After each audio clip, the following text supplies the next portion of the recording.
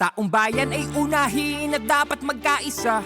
Ayusin ang mga problema ng ating bansa. Ang galit ay alisin at dapat magkasundo. Kung payapa ang ating bansa, aasenso nga tayo. Taong bayan ay unahin at dapat magkaisa. Itigil ang pag-aaway at ang pagkakagulo. Ang galit ay alisin at dapat magkasundo. Kung payapa ang ating bansa, aasenso nga tayo.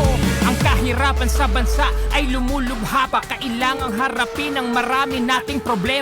Maraming nagugutom sa Maynila at probinsya at maraming trabahante di sapat ang kinikita. Pamilyang hindi sapat ang pagkain sa mesa. Kapag sila'y nagkasakit, wala rin pampaospital. Kabuhayang hinampas ang matinding kalamidad at tumataas ang antas ng kriminalidad. Hindi mabuting panoorin na puro na lang kampihan. Kaliwat ka ng batikos, kabi-kabilang alitan ng dapat asikasuhin at kailangang malunasan ng mga problemang nagpapahirap sa ating bayan. Sa ating ang panahon, pagkakaisa ang solusyon. Magtulungan tayo, ito ang kailangan ngayon. Dapat nagkakaisa para...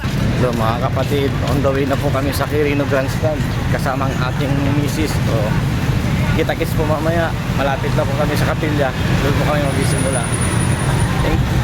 Dapat magkasundo kung payapa ang ating bansa, aasenso nga tayo. Taong bayan ay unahin at dapat magkaisa. Itigil ang pag-aaway at ang pagkakagulo. Ang galit ay alisin at dapat magkasundo kung payapa ang ating bansa, aasenso nga tayo. Sana po ay pansinin itong aming sinasabi. Kapayapaan ito ang nais namin na mangyari. Dahil problema ng bayan ay napakarami. Itigil ang bangayan at pagkakabahagi. Ang bansa ay payapa Kapag hindi bahabahagi, ang bansa ay masaya. kapag walang kampi-kampi, Ang bansa ay uunlad. kapag hindi kanya-kanya, pagkakaisa ito ang dapat nating magawa. Panahon na para harapin mga problema ng bansa. Sa pagbabangayan ng bayan ng nagdurusa, nauubos lang ang oras na hindi mahalaga.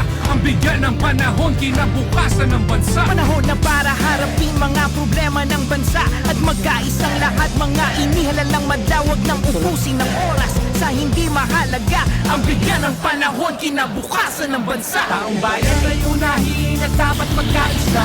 Ayusin ang mga problema ng ating bansa. Ang galit ay alisin at dapat magkasundo. Kung payapa ang ating bansa, aasenso nga tayo. Taong bayan ay unahin at dapat magkaisa. Itigil ang pag-aaway at ang pagkakagulo. Ang galit ay alisin at dapat magkasundo. Kung payapa ang ating bansa, aasenso nga tayo. Ang bigyan ng panahon, kinabukasan ng bansa.